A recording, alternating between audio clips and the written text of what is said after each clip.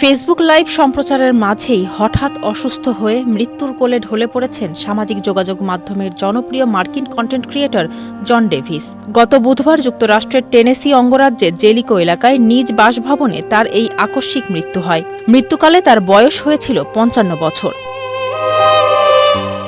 আন্তর্জাতিক গণমাধ্যম জানায়, ঘটনার দিন নিজের ভেরিফাইড পেজে লাইভ সেশন চলাকালীন হঠাৎ তীব্র শ্বাসকষ্টে আক্রান্ত হন জন। জরুরি কল পেয়ে পুলিশ ও চিকিৎসাকর্মীরা দ্রুত ঘটনাস্থলে পৌঁছালে তার আগেই শেষ নিঃশ্বাস ত্যাগ করেন এই তারকা।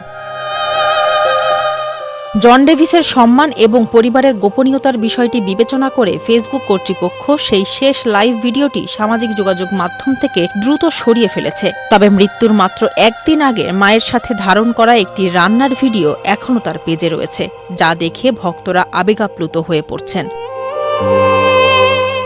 জন ডেভিস মূলত তার মা ফ্রান্সেস ডেভিসকে নিয়ে coffee time with John and mamma নামক পেজের মাধ্যমে বিশ্বজুড়ে তুমুল জনপ্রিয়তা অর্জন করেন। মা ছেলের সহজ সরল উপস্থাপনা ও পারিবারিক বন্ধনের আন্তরিক কন্টেন্ট দর্শকদের ভীষণ প্রিয় ছিল।